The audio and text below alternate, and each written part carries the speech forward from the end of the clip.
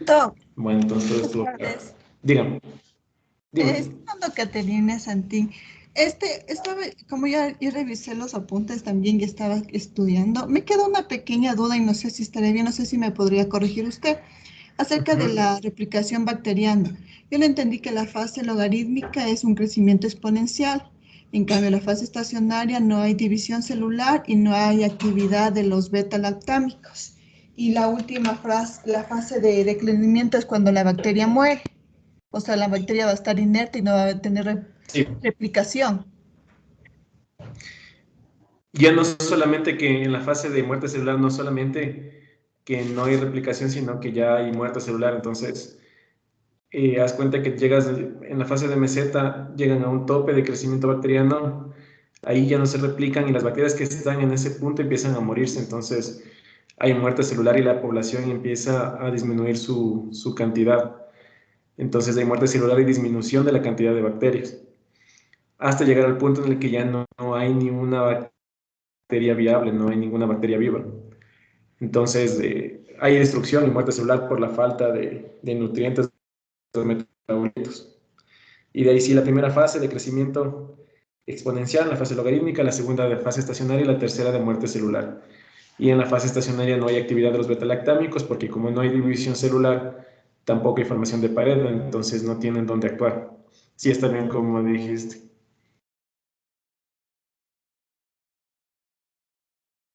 Gracias, Doc. ¿Alguien más? ¿Alguna otra pregunta? Sí, Doc, una consulta. El día de ayer hablábamos sobre biofilm y mi duda era si es Sí, que biofilm y biopelícula es lo mismo. sí, son lo mismo. Sí, son términos semejantes. Biopelículas en español, biofilm en inglés, pero casi todo el mundo le conoce como biofilm, no se utiliza mucho biopelícula, pero son lo mismo. Ay, ok, muchas gracias. ¿Ya? ¿Alguien más alguna otra pregunta? Bueno, entonces, habíamos hablado de cuáles son las condiciones ambientales, nutricionales, de pH, de temperatura, que le permiten a la bacteria crecer. ¿Y por qué es importante eso? Porque ustedes cuando trabajen en un laboratorio de microbiología, lo que van a tratar es de crear o recrear estas condiciones óptimas para el crecimiento bacteriano, tanto de atmosféricas como de temperatura, así como utilizando los medios de cultivo que contengan los nutrientes adecuados para el crecimiento de la bacteria. Como ya les había mencionado, nosotros podemos clasificar a las bacterias de acuerdo a algunas formas. Una puede ser por su forma, cocos o bacilos, por dar ejemplos, por cuánto coloración captan con la tinción de Gram, bacilos gram negativos, cocos gram positivos. Y también nosotros, aprovechando estas características, podemos utilizar medios de cultivo que favorezcan el crecimiento de ciertas bacterias bajo ciertas circunstancias. Entonces, ustedes ya saben, por ejemplo, que el pH en el cual se desenvuelve una bacteria que causa infección en el ser humano es un pH neutro de 7.4, similar al del cuerpo humano, entre 7.25 a 7.45.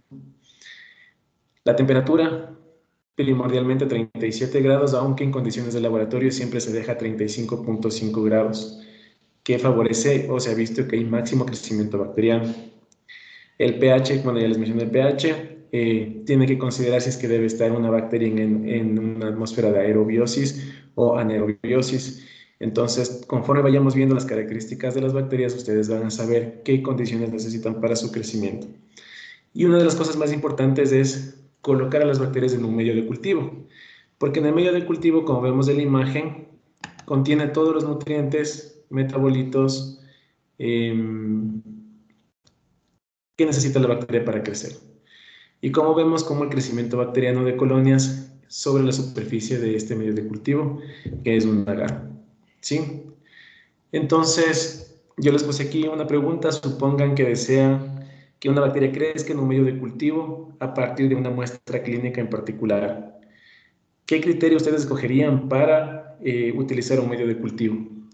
Ustedes están en el laboratorio y es muy importante porque los médicos no dominan mucho la parte de toma de muestras y ustedes sí deben dominar, principalmente para ver, en el caso de que un paciente curse con una infección, qué medios utilizar para favorecer el crecimiento bacteriano. Entonces, si nosotros pensamos, por ejemplo, una persona que está cursando con un proceso de sepsis, ¿qué medio de cultivo voy a utilizar? O un paciente que está cursando con una infección de vías urinarias, o un paciente que está cursando con una infección de garganta. Entonces, ¿qué condiciones se requiere para crecer o para favorecer el crecimiento en ese sitio anatómico? Pero para yo saber qué medio de cultivo utilizar, debo saber qué patógenos están asociados a causar una mayor porcentaje o probabilidad de infección en ese sitio anatómico.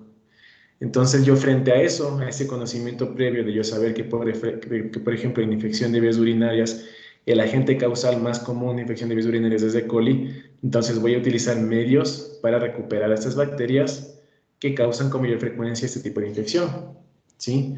Si es que yo tengo, por ejemplo, una infección, una amigdalitis, entonces, y con sospecha que es bacteriana, yo sé qué medio de cultivo utilizar para recuperar Streptococcus pyogenes, que es el causante de esa infección.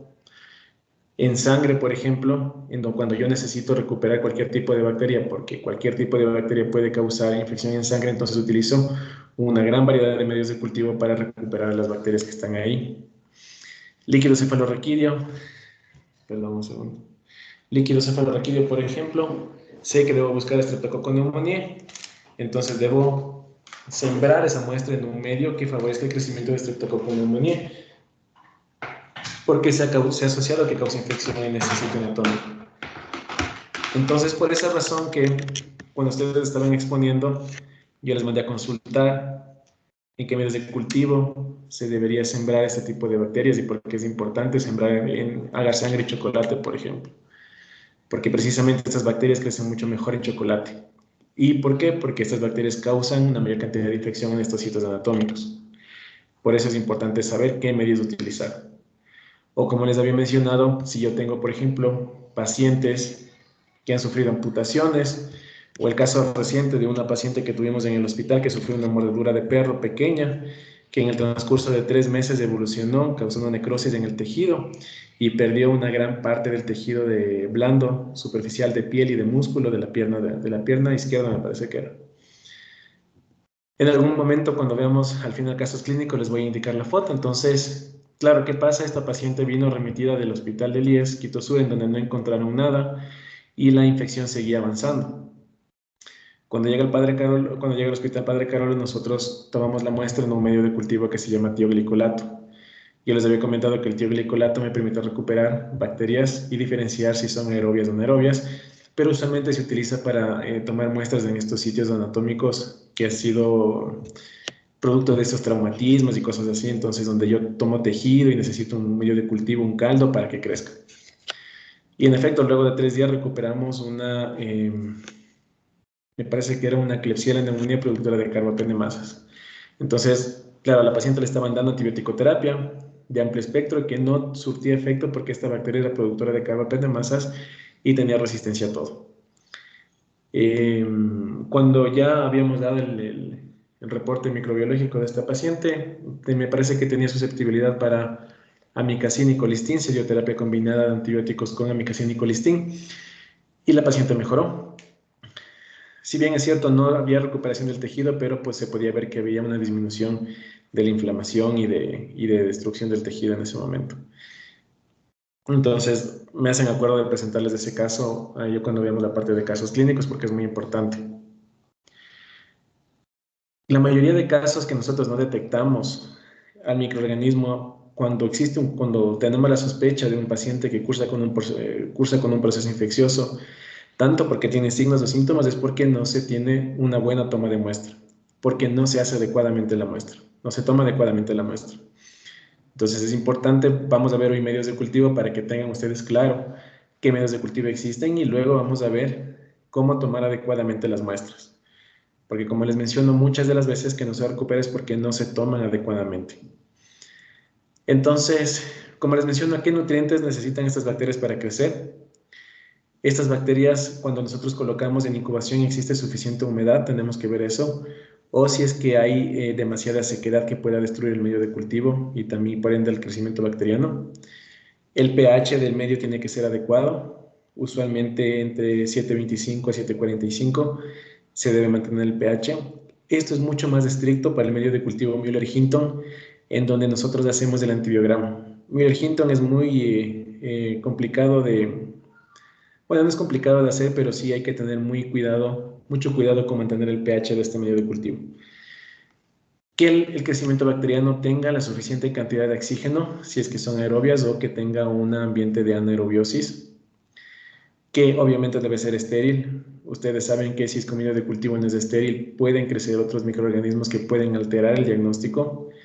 Y como les mencioné, debe estar a una temperatura óptima. Dentro de esto nosotros tenemos algunos medios de cultivo. Tenemos los medios de cultivo líquidos, como vemos aquí, que en realidad son caldos de cultivo, son medios líquidos. Tenemos los medios sólidos, que son los que contienen agar, es un solidificante, muy similar a hacer gelatina. Cuando ustedes hacen gelatina, por ejemplo, si ponen muy poco del polvo de la gelatina, la gelatina al final cuando se enfría va a quedar medio aguada. Cuando coloco más, va a quedar un poquito más dura. Exactamente igual funcionan los medios de cultivo a través del uso de la agarosa. Entonces, ese es el agar le da la rigidez al medio y queda como una gelatina. Entonces ya están estandarizadas las cantidades para que estos medios de cultivo, utilizando ciertas concentraciones, tengan la dureza adecuada. Y también tenemos medios bifásicos, que son medios sólidos con una fase líquida. Dentro de estos tenemos, por ejemplo, los medios de cultivo que tienen un gel en el fondo y también un medio líquido. Y estos medios de cultivo de aquí que se llama medio Bushmaru, que se utiliza para el crecimiento del leishmania. Entonces es agar sangre de conejo con solución salina o PBS, que es un buffer. Entonces nosotros tenemos estos tres medios de cultivo, como les menciono, caldos. Un ejemplo de caldo que nosotros utilizamos mucho es el tioglicolato. Medios agares sólidos, que de esos utilizamos un montón, ya vamos a ver. Y medios bifásicos, en donde tenemos una fase sólida y una fase líquida. Esta clasificación de medios de cultivo es en base a las características que tiene en cuanto a su consistencia. Tenemos, como les digo, líquidos, sólidos y bifásicos. También tenemos semisólidos, pero no se utiliza tanto para el diagnóstico clínico. ¿Qué es importante en este punto? División celular, favorecer el crecimiento bacteriano, de tal forma que yo tenga una suficiente cantidad de colonias para determinar, uno, la identificación bacteriana, y segundo, realizar un antibiograma que me permita dar un tratamiento adecuado. Y también saber si es que la cantidad de bacterias que yo tengo en este medio de cultivo es significativo de infección. No es lo mismo que yo tenga, por ejemplo, una muestra de orina. En una muestra de orina nosotros para dar un diagnóstico utilizamos la unidad que es un mililitro. No es lo mismo que yo tenga una bacteria en un mililitro a que yo tenga 1 millón de bacterias en un mililitro, ¿no es cierto? En base a estudios estadísticos se ha demostrado que, por ejemplo, en el caso de orinas en particular, y esto vamos a seguir viendo conforme vamos viendo cada muestra, el número que determina significancia para una infección de vías urinarias es un crecimiento mayor a 100.000 unidades formadoras de colonias. 100.000 unidades formadoras de colonias es casi el número mágico en microbiología. En realidad se maneja mucho este número para varios tipos de muestras, incluidas las respiratorias. Cuando hay un número mayor a 100.000 unidades formadoras de colonia, es significativo de infección. Digo casi siempre porque si hablamos de monocultivo mismo, es muy importante considerar ciertos aspectos, como por ejemplo en hombres, no es lo mismo tener un contagio de 100.000 unidades formadoras de colonia que en una mujer. En el hombre, por sus condiciones anatómicas, porque tiene una mayor dificultad para generar infección de vías urinarias, porque tiene una uretra más larga y etcétera, que eso ustedes ya saben, como se presenta, es mucho más complicado que generar infección de vías urinarias, se toma un contagio mucho menor para decir que este crecimiento bacteriano es significativo de infección. En hombres, por ejemplo, el crecimiento bacteriano para decir que es infección debe ser mayor a 1.000 unidades formadoras de colonia. En mujeres, 100.000 unidades formadoras de colonia. Evidentemente, mujeres no embarazadas en edad reproductiva. En niños menores de 2 años, por ejemplo, el número en el cual se identificó que es significativo de infección, por ejemplo, es 10.000 unidades formadoras de colonia. Entonces, cambia bajo ciertos parámetros, pero en términos generales, 100.000 unidades formadoras de colonia es el número estándar para determinar que un crecimiento bacteriano es significativo de infección. Pero ¿Qué es una unidad formadora de colonia? Entonces, simplemente es cuando yo hago el estriado en este medio de cultivo, cuando estribo voy dejando bacterias. Estas bacterias al replicarse, como vemos aquí, estos puntos que ustedes ven aquí, estas colonias, inicialmente se formaron a partir de una única bacteria, una única célula bacteriana. Luego de 24 horas se van a replicar, como ya dijo su compañera, en una fase logarítmica. Y esta colonia de aquí van a ser clones de la bacteria que inició esta colonia, es decir, van a ser bacterias exactamente iguales, las que están dentro de esta colonia, a la bacteria que inició la formación de esta colonia. Esta colonia de aquí, igual, todas las bacterias que están en esa colonia van a ser exactamente iguales a la bacteria que inició esa colonia. Por lo tanto, se les llaman clones. Entonces, estas bacterias que están aquí son clones de la bacteria inicial. Y esta bacteria que se formó esta colonia que se formó a partir de una bacteria se le denomina unidad formadora de colonias, porque una bacteria, una unidad formó una colonia. ¿Y por qué es importante? Porque esta unidad formadora de colonia me da un estimado que nosotros tratamos que sea exactamente igual al proceso infeccioso que está llevando esta persona, por ejemplo, en la vejiga. ¿Qué es lo que yo quiero lograr? Y esto quiero que quede muy claro, es que nosotros debemos, en lo máximo posible, tratar de representar o de lograr un ambiente casi exactamente igual en el cual la bacteria estaba cursando el proceso infeccioso en el cuerpo humano. Es decir, si yo trato de que aquí crezca un número y voy a dar un contaje, es porque yo quiero extrapolar este contaje al ml de orina que está dentro de la vejiga de esta persona con infección. Entonces, cuando yo emito el resultado, digo, hay 100.000 unidades formadoras de colonia por ml. Este ml es de ml de orina que se encuentra dentro de la vejiga de la persona. Entonces, trato de recrear lo máximo posible estas condiciones. Y es por eso que en la parte preanalítica nosotros debemos asegurarnos de que no exista replicación bacteriana previa que altere el crecimiento bacteriano cuando ya está en el medio de cultivo. ¿Sí? Entonces, a esto nosotros le llamamos unidad formadora de colonia. Como les comenté, utilizamos bastantes medios sólidos. ¿Qué le da solidez al medio? Es el agar. Como ya les había comentado, solidifica el medio. Es un polisacárido complejo que es extraído desde una alga marina y que, como la gelatina, se hace líquido cuando está a la temperatura de 100 grados y conforme disminuye la temperatura se va solidificando. Cerca de los 20 o 30 grados ya está prácticamente sólido y lo que se hace es dejar que se enfríe a temperatura ambiente para que se solidifique. ¿Cuáles son las características químicas que necesitan las bacterias como base para su crecimiento? Deben tener una fuente nutritiva para que puedan realizar todos sus procesos metabólicos. Por ende, deben tener fuentes de carbón, nitrógeno, azufre, fósforo y otros factores de crecimiento que están representados a través, por ejemplo, de carbohidratos dentro de los medios de cultivo. O de compuestos como manitol, por ejemplo, los estafilococos que ellos utilizan para su fermentación y la producción de energía. Entonces tenemos, por ejemplo, glucosa, amonio fosfato, cloruro de sodio, sulfato de magnesio, agua incluso. Entonces son muchos elementos que necesitan las bacterias para crecer. Sin embargo, deben considerar que hay bacterias que necesitan condiciones especiales para su crecimiento y a estas bacterias se las conoce como microorganismos de crecimiento fastidioso. Y se necesitan medios de cultivo mucho más complejos. Por ejemplo, les había mencionado que el Haemophilus influenza necesita factor 5 y 10 para su crecimiento en un medio de cultivo de chocolate. O también les había comentado que para que crezca poníamos un Staphylococcus aureus que causaba hemólisis de los eritrocitos y liberaba estos factores para que crezca el Haemophilus como satelitismo. Entonces son bacterias que necesitan condiciones especiales para su crecimiento. Y dentro de otros, por ejemplo, yo tuve en la maestría un compañero que se encargaba de hacer como tesis la formación de, quería que unas bacterias produzcan energía en unas bioceldas, entonces él tuvo que crear un medio de cultivo específico para que las bacterias que consiguió en los sedimentos de las lagunas, de esas lagunas que cambian de color, para que empiecen a generar energía, entonces, pero necesitan evidentemente metabolitos que permitan esta función. Podemos nosotros también, hablando de la parte de la generación de atmósfera, generar condiciones de anaerobiosis. Hay condiciones básicas y un poquito más sofisticadas en las cuales nosotros podemos generar anaerobiosis.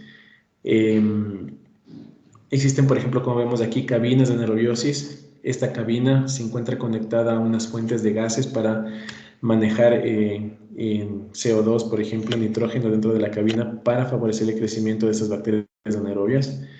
Porque hay que considerar que las bacterias anaerobias, cuando entran en contacto con el oxígeno, pueden morirse. Entonces, siempre utilizamos estas cabinas herméticas que están con concentraciones de anaerobiosis de gases para favorecer el crecimiento de las bacterias. Ustedes pueden ver aquí que hay un bloque que se comunica con el exterior y que en realidad podemos de aquí ingresar cosas, y esto, cuando nosotros aplastamos un botón dentro, se iguala a las concentraciones de gases que se encuentran en la cámara grande para poder sacar las cosas de la caja y poder meter a la cabina, a la caja principal, y que no existe una diferencia de gases para que no se mueran las bacterias. Estas cabinas funcionan también como incubadoras, entonces se puede dejar las bacterias incubando aquí para poder obtener el crecimiento. Como les digo, bacterias anaerobias principalmente en infecciones intraabdominales, abscesos, etcétera, en donde sí puede haber crecimiento de bacterias anaerobias. Entonces, básicamente, se crea una atmósfera con CO2 de entre el 5 al 7%, junto con otros gases, y todo se manipula dentro de la cabina de anaerobiosis. Sin embargo, hay bacterias que son anaerobias facultativas que nosotros, cuando tenemos a partir de muestras clínicas, necesitamos que tengan un mayor crecimiento y que cuando están en condiciones de aerobiosis no vamos a tener. Entonces podemos utilizar métodos menos sofisticados, como por ejemplo esta jarra Gaspa que se conoce. Y aquí ustedes han visto, no sé si han trabajado en los laboratorios de microbiología, se utiliza bastante estos frascos de galletas ducales, estos frascos de galletas grandes metálicos, y se les coloca una vela dentro con las cajas de cultivo. Una vela prendida. ¿Qué hace esta vela prendida? Consumir todo el oxígeno que está dentro de la caja y dejar una atmósfera sin oxígeno para que las bacterias favorezcan su crecimiento. ¿Qué bacterias crecen mejor en esta atmósfera? Principalmente estreptococos y enterococos. Entonces, cuando se tiene un estreptococo neumoniae, por ejemplo, un estreptococo piógenes, cuando se tiene un estreptococo piógenes, crecen mejor.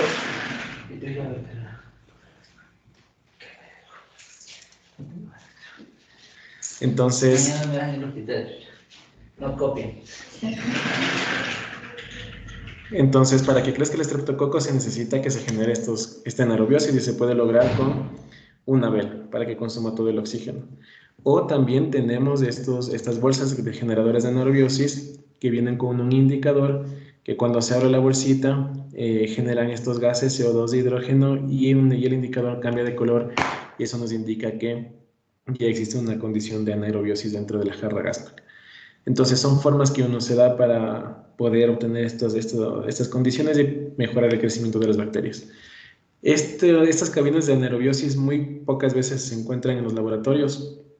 Por fortuna, y de hecho no sabemos por qué. En el Hospital del IES Quito Sur, cuando trabajaba ahí, se había comprado cuando recién se construyó el laboratorio, pero es muy, muy caro de mantener porque se debe hacer recambio de gases muy frecuentemente, y las infecciones por bacterias anaerobias no son tan comunes, entonces no justificaba tanto gasto. Como les mencioné, las bacterias anaerobias facultativas son mucho más frecuentes y se puede utilizar a través de estos generadores de anaerobiosis con indicador, o colocando criollamente una vela prendida. Adicionalmente, más allá de sus características de consistencia de los medios de cultivo, nosotros podemos clasificar también los medios de cultivo por sus características nutricionales o por su capacidad de inhibir o no el crecimiento de otras bacterias. Y esto es muy importante porque cuando de ley muchos de ustedes vayan a los laboratorios y tengan que hacer microbiología, van a tener que basarse en estos medios de cultivo para poder obtener buenos resultados en el crecimiento bacteriano. Nosotros tenemos, por ejemplo, medios enriquecidos que favorece el crecimiento bacteriano de una bacteria determinada, y le va a permitir crecimiento, le va a dar, mejor dicho, ventajas de crecimiento frente a otras bacterias. Entonces, cuando nosotros tenemos, por ejemplo, que muchas bacterias en una muestra, estos medios enriquecidos... Esperemos un segundito, chicos. ¿Cómo abro y cómo cierro? Espérame un segundito, por favor.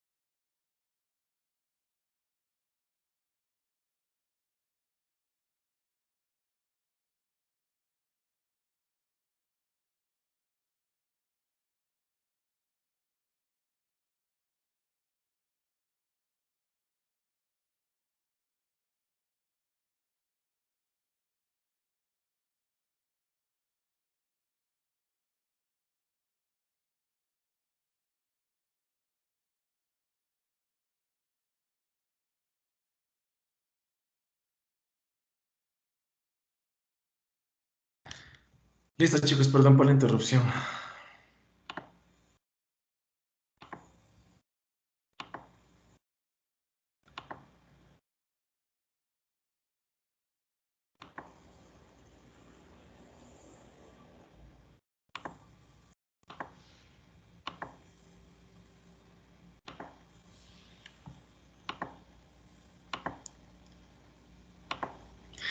Ya se compartió la pantalla. Sí, Sí, sí te ven. Ya, entonces les decía que estos medios de cultivo enriquecidos tienen nutrientes adicionales que favorecen el crecimiento de una bacteria. Estos medios enriquecidos se utilizan más frecuentemente en alimentos para recuperar con mayor facilidad salmonela, por ejemplo. Medios de cultivo nutritivos favorecen el crecimiento de una gran cantidad de bacterias y en realidad se utiliza para que crezca todo lo que se encuentra. Se utiliza principalmente en hemocultivos, por ejemplo, en donde yo necesito medios de cultivo que favorezca el crecimiento de cualquier bacteria que se encuentre causando infección en ese lugar. Aquí vamos con dos medios de cultivo muy importantes, que son los medios de cultivo selectivos y diferenciales. Los medios de cultivo selectivos y diferenciales me permiten poder un poco jugar, digamos, con el crecimiento bacteriano para tener incluso aislados bacterianos puros. ¿Cuáles son los medios de cultivo selectivos? Estos medios de cultivo se caracterizan porque tienen factores inhibitorios de crecimiento de otros microorganismos, exceptuando al microorganismo que queremos encontrar. Por ejemplo, tenemos nosotros un medio de cultivo que se llama McConkey. Este medio de cultivo McConkey inhibe el crecimiento de cualquier bacteria que sea gram positiva. Solamente favorece el crecimiento de bacterias gram negativas, entonces es un medio selectivo. Selectivo porque tiene factores inhibitorios que inhiben el crecimiento de bacterias gram positivas. ¿Sí? Y también tenemos medios diferenciales que tienen ciertos sustratos que principalmente a través del cambio de color nos permiten diferenciar de grupos bacterianos dentro de este mismo medio de cultivo. McConkey es un ejemplo de un medio de cultivo también diferencial porque McConkey lactosa tiene lactosa. Las bacterias que fermentan lactosa van a generar un cambio de color y voy a poder discriminar aquellas bacterias que fermentan lactosa de aquellas que no. Entonces, también me permite discriminar de aquellas bacterias que son gram positivos que no van a favorecer el crecimiento.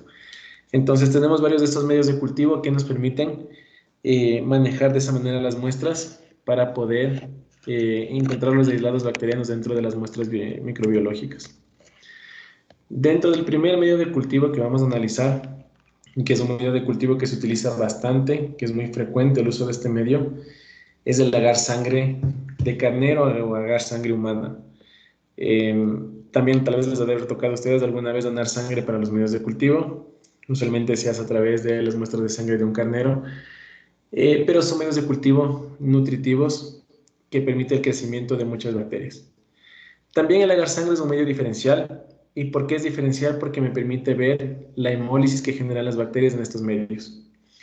Y que ustedes recordarán que nosotros tenemos tres tipos de hemólisis: la hemólisis beta, la hemólisis alfa y la hemólisis gamma, que es la famosa sin hemólisis. Aquí podemos ver estos dos gráficos de un agar sangre, que si bien es cierto es un medio nutritivo, pero también me permite diferenciar entre las bacterias que generan estos tipos de hemólisis. Aquí podemos ver la hemólisis completa, beta hemólisis, que es casi transparente cuando vemos la caja contra luz. A diferencia de esta caja de aquí, que es hemólisis alfa, una hemólisis parcial, es un color un poco más verdoso. Aquí un poco más transparente, y la hemólisis gamma, en donde no hay hemólisis. Entonces nos permite discriminar bastante bien aquellas bacterias que son gamma, beta o alfa hemolíticas, ¿sí? ¿Qué bacterias nos permiten discriminar? Muy frecuentemente, por ejemplo, en infección de vías respiratorias superiores, cuando tenemos amigdalitis, Streptococcus pyogenes es beta hemolítico. Entonces, cuando yo tengo una muestra de amígdala, yo voy a sembrar únicamente en sangre, porque Streptococcus crece solamente en sangre, y voy a ver aquellas bacterias que son cocos gram positivos beta hemolíticos. Y yo sospecho ahí de la presencia de Streptococcus pyogenes. En tanto que si yo veo una muestra alfa hemolítica, de hemólisis parcial, yo puedo sospechar, por ejemplo, un Streptococcus pneumoniae. Streptococcus pneumoniae produce alfa-hemólisis, biógenes de alfa-hemólisis. Si yo hablo, en cambio, de una muestra de secreción vaginal, o cuando estas mujeres embarazadas hacen tomas de hisopado rectal para ver la presencia de Streptococcus galactiae, también el Streptococcus galactiae genera beta-hemólisis.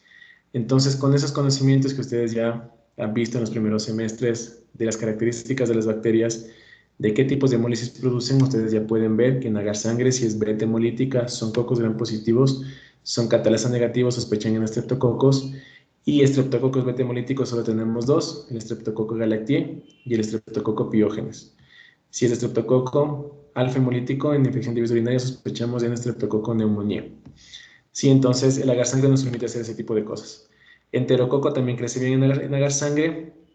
La característica de enterococo es que tiene hemólisis variable, entonces puede ser beta o alfa hemolítico.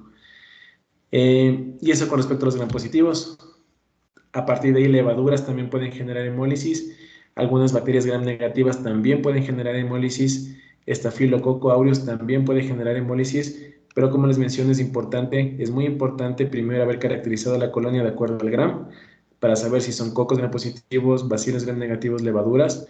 Y una vez que tengo la hemólisis, también la prueba que les había mencionado el día de ayer, la de catalasa, que me permite diferenciar si tuviera cocos gram positivos entre estafilococcus y streptococcus. Y así, cuando acabemos estas clases, vamos a hacer un algoritmo de diagnóstico de cocos gram positivos y bacilos gram negativos, en donde les menciono eso. ¿Sí? Si yo veo en el gram que estas colonias son cocos gram positivos, beta hemolíticas, sé que beta hemolíticos, cocos gram positivos son biógenes de Galactiae y Staphylococcus aureus. Y con una simple prueba de catalasa puedo diferenciar entre estafilococos y estreptococos. Si la muestra es de vías respiratorias, probablemente es biógenes, y si la muestra es de secreción vaginal o hisopado rectal en mujer embarazada, probablemente es de Galactiae. Dentro de otras pruebas que se pueden realizar, son las básicas que nos dan casi el 90% de noción del diagnóstico. ¿Sí? Este medio es muy, muy importante, el medio agar McConkey lactosa. Este es un medio selectivo y diferencial, como les mencioné. Sirve para favorecer el crecimiento de bacterias gram negativas. Tiene sales biliares rojo neutro que inhiben el crecimiento de las bacterias gram positivas. Tiene lactosa y bueno, las sales biliares y el rojo neutro es lo que le vuelve al medio de cultivo selectivo, porque inhibe el crecimiento de las bacterias gram positivas. La lactosa le vuelve diferencial, porque yo puedo diferenciar aquellas bacterias que fermentan lactosa de aquellas que no fermentan lactosa. Y ustedes deben recordar de sus clases de bacteriología de los primeros semestres que la mayoría de enterobacterias son fermentadoras de lactosa. Las bacterias que no son enterobacterias no fermentan lactosa, y dentro de ellas, de las no fermentadoras, tenemos Salmonella, Shigella, Pseudomonas, que son agentes importantes de infección. Serratia marcensis también, pero esta sí puede ser, esta es una bacteria ambiental, que son lactosa negativas. Mientras tanto, las lactosa positivas tengo las enterobacterias como E. coli, Klebsiella enterobacter, entre otras. Entonces, al yo sembrar esta muestra en el medio McConkey, puedo diferenciar, bueno, ya sé que son gram negativos, pero puedo diferenciar en aquellos que son fermentadores y no fermentadores de lactosa. ¿Y por qué es importante? Porque cuando veamos los métodos de identificación, muchos de los métodos de identificación que se utilizan a partir de pruebas bioquímicas van a basarse en este fundamento de si son o no son fermentadores de lactosa. Y un ejemplo de este es el API. El API es una batería de pruebas bioquímicas que se utiliza de acuerdo a si es que la bacteria es fermentador o no fermentador de lactosa, que se les conoce como API 20E de enterobacterias y API 20NE de no enterobacterias. Entonces, si es que son fermentadores de lactosa, van hacia el API 20E, si son no fermentadoras, hacia el API 20E. Y adicionalmente podemos también utilizar otras pruebas bioquímicas como la oxidasa, que nos permite diferenciar, por ejemplo, de las lactosas negativas, cuál de ellas es pseudomonas aeruginosa, porque pseudomonas aeruginosa es oxidasa positivo. Entonces, como ustedes van viendo, siempre partimos desde el gram, para saber si son cocos gram positivos o bacilos gram negativos. Y luego vamos analizando las pruebas bioquímicas a través de estos medios de cultivo. Si tuviéramos bacilos gram negativos, vemos si son fermentadores de lactosa o si son no fermentadores de lactosa.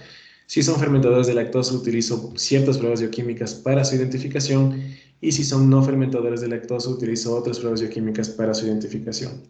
¿Sí? Entonces, hemos visto agar sangre, McConkey, y ahora vamos con agar manitol salado. El agar manitol también es un medio selectivo y diferencial. ¿Por qué es selectivo? Porque tiene una concentración de cloruro de sodio del 7.5%, y muy pocas bacterias toleran este porcentaje de salinidad, que para las bacterias es un poco alto. ¿Qué bacterias toleran esta salinidad? Los estafilococos. Entonces, si es que yo siembro una muestra en manitol y hay crecimiento bacteriano, sé que son del género estafilococos. Pero también tiene un azúcar que es el manitol. El manitol es el que le vuelve al medio la característica de diferencial, porque solamente ciertas bacterias, ciertas especies de estafilococos, como el estafilococo aureus, son fermentadores de manitol. Y al existir un cambio del pH por la fermentación del manitol, se vuelve el medio de color amarillo. Entonces, si yo tengo crecimiento bacteriano, en primera instancia sé que son estafilococos, y si es que este estafilococo está en la capacidad de fermentar manitol, sé que es estafilococo aureus. Hay otros estafilococos en menor medida que también tienen una capacidad variable de fermentar manitol, que no son muy frecuentes, pero como norma básica, si es manitol positivo, es estafilococo aureus. Si no son fermentadores de manitol, como vemos aquí, el medio permanece del mismo color, podemos sospechar en estafilococo epidermidis o cualquier otro estafilococo coagulasa negativo. ¿Sí? En el caso de McConkey, me olvidé de decirles, también el cambio de pH por la fermentación de la lactosa hace que, o se da este cambio de color. Las que fermentan lactosa dan este color violeta medio oscuro, y los que no fermentan se vuelven de color amarillo. ¿Sí? Por el cambio de pH se da este fenómeno. Manitol salado para crecimiento de estafilococos, y me permite diferenciar entre estafilococos aureus y los otros estafilococos. Este medio agar eosina azul de metileno es un agar que permite crecimiento también de bacilos gram negativos, muy parecido al McConkey lactosa. El eosina azul de metileno tiene también lactosa. La eosina y el azul de metileno, como se llama el medio, inhibe el crecimiento de bacterias gram positivas. Así que también es un medio selectivo para bacterias gram negativas, y diferencial porque aquellas bacterias que fermentan lactosa, como las enterobacterias que ya les había mencionado anteriormente, generan este color negro con un halo verde metálico. ¿Sí? Entonces, un color negro con un halo verde metálico. Las bacterias que no fermentan lactosa no cambian de color y son colinas transparentes. Sí, entonces, cuando les pregunte por cuál es el fundamento de la eosina azul de metileno, es la inhibición de crecimiento de bacterias gram positivas por la eosina y el azul de metileno. ¿Y por qué es diferencial? Porque las bacterias fermentan lactosa, y al fermentar lactosa, este cambio de pH genera que las bacterias se vuelvan de color negro con un halo verde metálico. ¿Sí? Entonces también es un medio selectivo y diferencial muy similar al McConkey lactosa. De hecho, algunos laboratorios utilizan McConkey y otros utilizan EMB para los mismos fines. Tenemos un medio también muy interesante que es el CLED. También es un medio selectivo y diferencial. Este medio también tiene lactosa, tiene cisteína, y también una característica muy importante es que es deficiente de electrolitos. Cuando vayamos viendo, hay bacterias que tienen crecimientos característicos. Por ejemplo, el Proteus mirabilis genera swarming, que es una matriz extracelular mucoide en el medio de cultivo, que usualmente cuando hay crecimientos bacterianos mixtos se ocultan debajo de este swarming, y cuando uno hace el antibiograma va arrastrando 2 o 3 colonias de morfologías de bacterias diferentes. Este medio CLED me permite inhibir la formación de swarming en el Proteus, de tal forma que yo pueda tener colonias aisladas, y si es que tuviera crecimiento mixto, me permite seleccionar o aislar estas bacterias, como vemos aquí. No pasa lo mismo que en el McConkey, por ejemplo, o en el EMB, en donde el Proteus genera swarming, que es una biopelícula, casi una biopelícula, una película a lo largo del medio de cultivo que va arrastrando las otras colonias y que no nos permite a nosotros seleccionar una única colonia para hacer identificación y antibiograma. Frente a esa adversidad, el medio CLED es muy importante porque inhibe la formación de este swarming y me deja en colonias aisladas. ¿Por qué es diferencial? Porque tiene también lactosa, y las bacterias que fermentan lactosa dan este viraje de color hacia amarillo, en donde me permite diferenciar aquellas bacterias fermentadoras son de color amarillo y las no fermentadoras son las que están de color azul o transparente. El medio que les había mencionado anteriormente, el tioglicolato, nos permite el crecimiento de bacterias anaerobias. El tioglicolato, como ya les mencioné, se encarga de diluir el oxígeno de tal forma que en las partes más bajas del medio donde hay una concentración muy baja de oxígeno, que favorece el crecimiento de bacterias anaerobias en ausencia de oxígeno, ¿sí? Entonces, este es de color normal del medio de cultivo. Cuando hay crecimiento bacteriano se vuelve turbio y nosotros tenemos que ver en qué parte del tubo hay crecimiento bacteriano. En este caso, la turbidez es en todo el medio de cultivo, así que tal vez estemos hablando de una bacteria anaerobia facultativa. El agar ectoen, bueno, aquí voy a hacer un paréntesis, porque tanto el medio agar sangre, el agar McConkey y el agar EMB se utilizan para la gran mayoría de muestras microbiológicas como medios de cultivo estándar, tanto para infección de vías urinarias, muestras respiratorias, secreciones, infecciones en sangre, etc. Porque en el agar sangre me permite el crecimiento de todo tipo de bacterias y como yo sé epidemiológicamente las bacterias gram negativas son las que causan la mayor parte de infecciones graves, también utilizo un medio McConkey o MB para que en el caso de que existiera una infección ya tener la bacteria aislada. Recordar que en el agar sangre me van a crecer todas bacterias, sean gram positivas o gram negativas. Usualmente ustedes saben que las muestras no son bien tomadas, así que hay crecimientos mixtos, pero ya si yo siembro directo en McConkey o MB, voy a tener crecimiento del bacilo gram negativo sin contaminantes, ¿sí? Entonces por eso es importante. CLED se utiliza también bastante en muestras de orina, precisamente también por el hecho del Proteus que les había mencionado. ¿Por qué paréntesis? Porque el medio ectoen, por otro lado, se utiliza bastante para coprocultivo para heces. También es un medio selectivo y diferencial. Selectivo porque me permite el crecimiento solamente de bacilos gram negativos y diferencial porque me permite identificar el crecimiento de Salmonella y Shigella. Las enterobacterias, que son parte de la microbiota normal del tracto gastrointestinal, van a crecer de este color anaranjado. Algunos son bastante anaranjados hacia amarillo.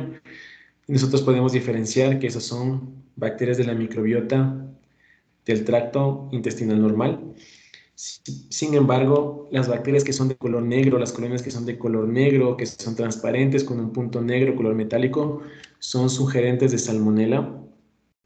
Y las bacterias que son transparentes sin halo son sugerentes de Shigella. Entonces, selectivo porque inhibe el crecimiento de bacterias gram positivas y diferencial porque me permite discriminar entre enterobacterias, Salmonella y Shigella. El otro medio muy importante que les mencioné es el medio Muller-Hinton. Este medio nos permite básicamente utilizar para realizar los antibiogramas por el método de difusión in disco. Es un medio estándar, básico, nutritivo, crecen todo tipo de bacterias, pero como les mencioné, tiene ciertas características importantes como manejar el pH adecuado de 7.4 a más o menos 0.2 y el grosor del medio debe ser de más o menos de 4 milímetros para que el método de difusión in disco funcione adecuadamente. Entonces, Muller-Hinton es otro medio que se utiliza muy frecuentemente para hacer los antibiogramas.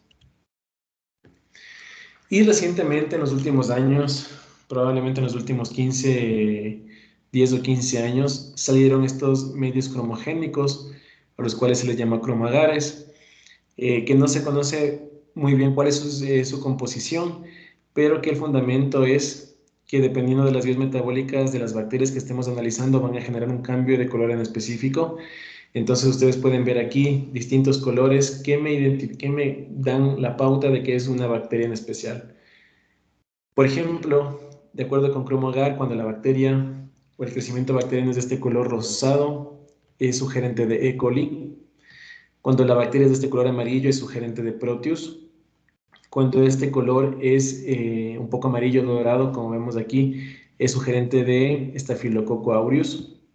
Bueno, yo no soy muy bueno para los colores, pero este color azul un poco verdoso usualmente es sugerente de Klebsiella.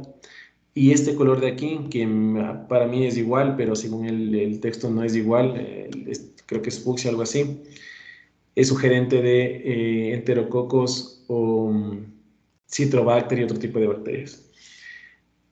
Si bien es cierto, nos ayuda mucho porque estos cambios cromogénicos nos dan una noción de qué género y especie bacteriana es.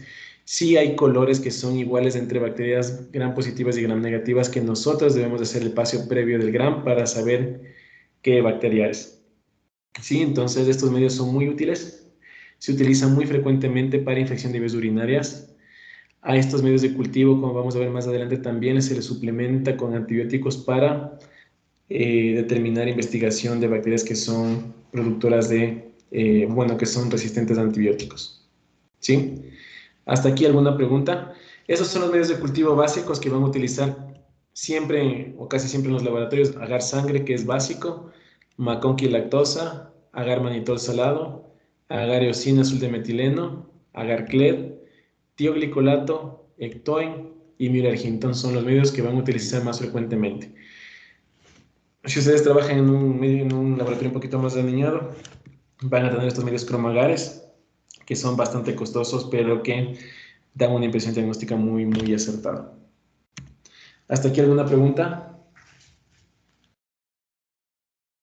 Doc, ¿puede repetir, por favor? Me dijo que el agar sangre servía para qué tipos de muestras. La sangre, el McConkey y el agar manitol salado, creo que es.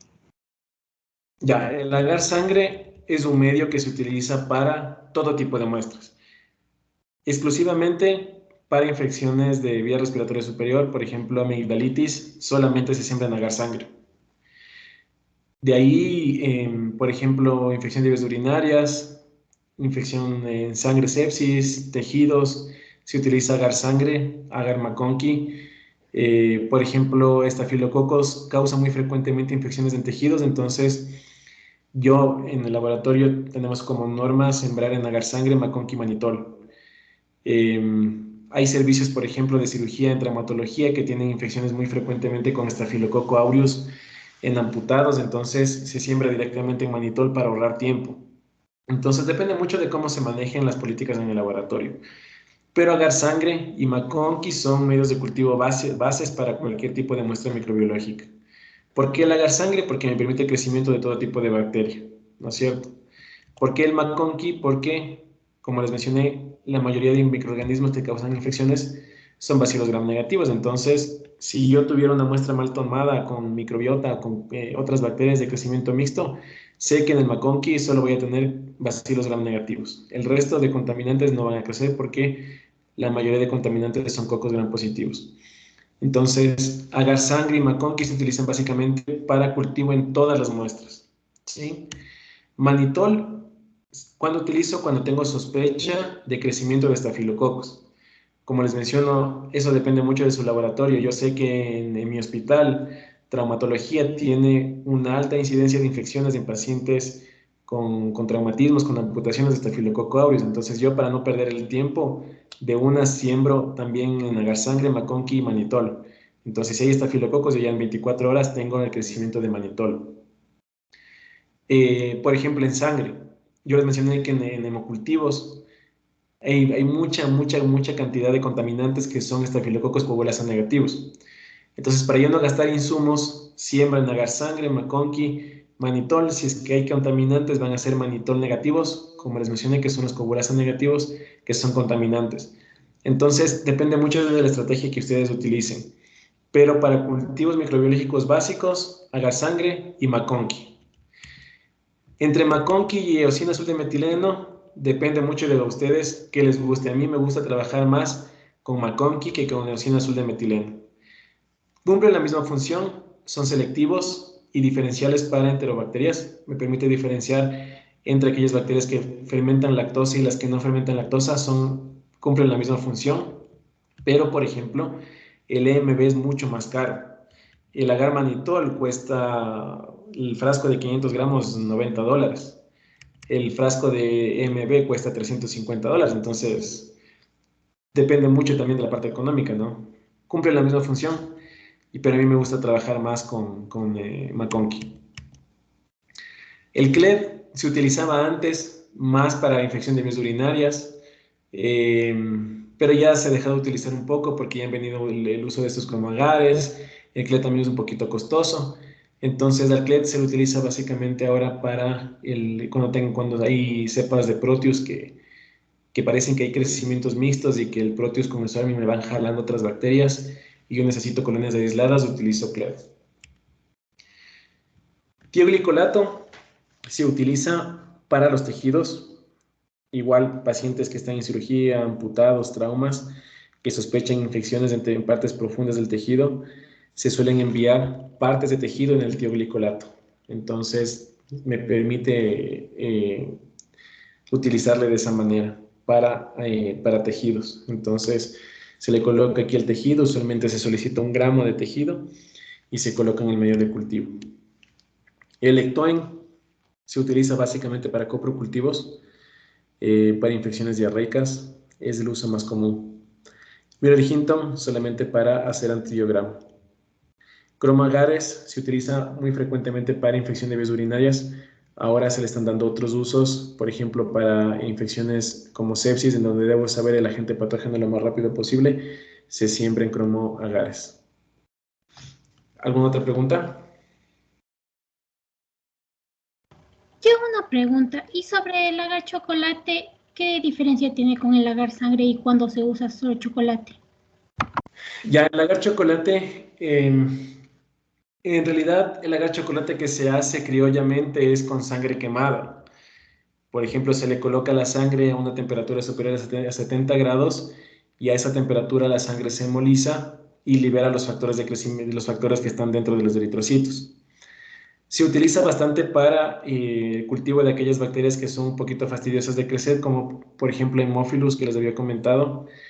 Crecen también mejor ahí los Streptococcus pneumoniae. Entonces se utiliza bastante para el líquido cefalorraquídeo, el agar chocolate, en donde yo necesito crecimiento de Haemophilus o de Streptococcus pneumoniae, o también para crecimiento de Neisseria gonorrhoeae, aunque existe un medio específico para Neisseria, también puede crecer mejor en chocolate. Los estreptococos usualmente crecen mejor en chocolate. Como les menciono, la forma criolla de hacer chocolate es poner sangre a una temperatura mayor de 80 grados para generar hemólisis de los eritrocitos. Pero ahora hay compuestos mucho mejores, que uno se llama Isobitalex. Entonces, desde el agar con Isobitalex, que le da suplemento con todos los factores de crecimiento para el crecimiento de esas bacterias fastidiosas. Las aplicaciones principalmente para aquellas bacterias que crecen mejor en chocolate con los factores liberados de los eritrocitos como Haemophilus, Neisseria o Streptococcus pneumoniae.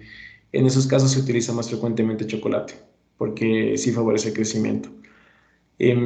Algunos laboratorios utilizan como norma sembrar chocolate también para hemocultivos, chocolate para infección de vías respiratorias altas, para recuperar Streptococcus pneumoniae y para líquido cefalorraquídeo. Entonces, para eso se utiliza bastante chocolate. ¿Alguna otra pregunta? Doug, una pregunta. Cuando se sospecha de la presencia de KPC, ¿se utiliza un medio específico? Sí, eso vamos a ver cuando hablemos del tema de investigación de bacterias productoras de beta-lactamasas, de espectro extendido y productoras de carbapenemasas. Se pueden utilizar medios como el cromogénico, suplementado con antibióticos, para seleccionar el crecimiento solamente de aquellas bacterias que son resistentes a esos antibióticos. Entonces, a este medio cromoagar orientación se le suplementa con antibióticos y me crece solamente aquella bacteria que es resistente. O también se puede hacer artesanalmente McConkey suplementado con antibióticos también. Y solamente van a crecer las bacterias que son resistentes de los antibióticos. Esa es una forma, el suplementar estos medios con antibióticos para favorecer el crecimiento de los resistentes. Otra forma es hacer métodos de inactivación en Müller-Hinton colocando discos de carbapenémicos.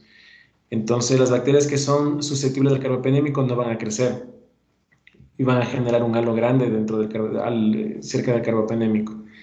Las bacterias que son resistentes van a crecer dentro del carbapenémico, muy cerca del carbapenémico van a crecer, entonces se puede solamente seleccionar aquellas bacterias que están cerca del carbapenémico. Entonces, son varios métodos que se utilizan para investigación de bacterias multidrogas resistentes, pero eso vamos a hablar en un capítulo aparte. Nos vamos a enfocar solo en métodos de identificación de bacterias multidrogas resistentes.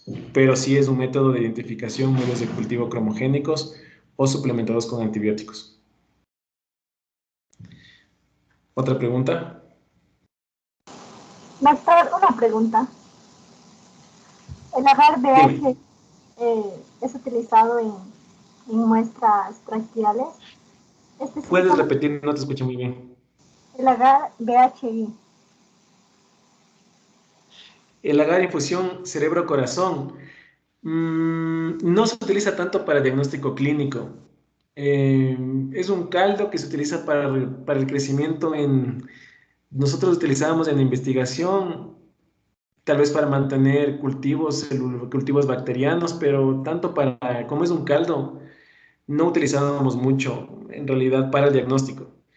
Se utilizaba para mantener cepas vivas o para hacer, por ejemplo, nosotros hacíamos un ensayo de conjugación bacteriana, pero para el diagnóstico microbiológico clínico no se utiliza tanto el VHI. Como te digo, es un caldo, entonces se utilizaba más bien para otras cosas de investigación. No se utiliza tanto para el diagnóstico clínico. Gracias, doctor. ¿Alguna otra pregunta? Bueno, algunos suplementan VHI con agar, ¿no? Para hacer agar nutritivo, también puede ser, ¿no? Porque el VHI en condición normal viene en caldo, viene líquido. Pero algunos suplementan con agar para hacerle sólido y pueden hacer medio agar nutritivo también, ¿cierto? Entonces pueden hacer de esa manera. Pero básicos para el diagnóstico clínico, sangre, McConkey, tioglicolato, manitol. Aparte de eso, se pueden utilizar otros medios, pero depende casi son para fines específicos o particulares. ¿Otra pregunta?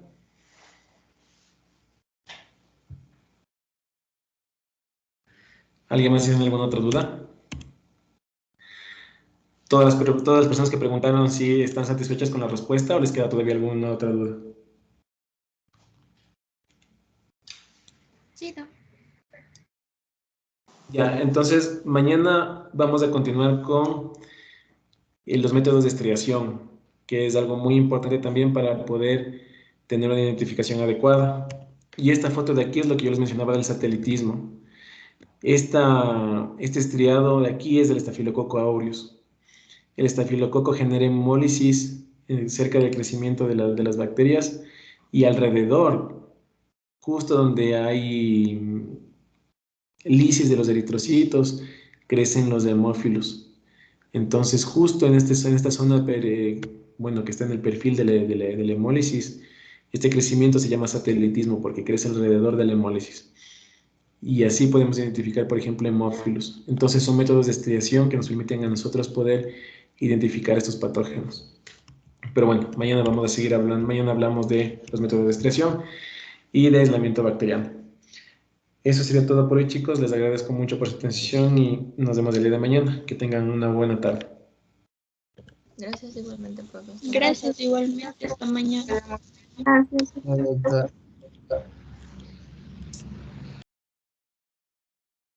Hasta mañana. Que descansen.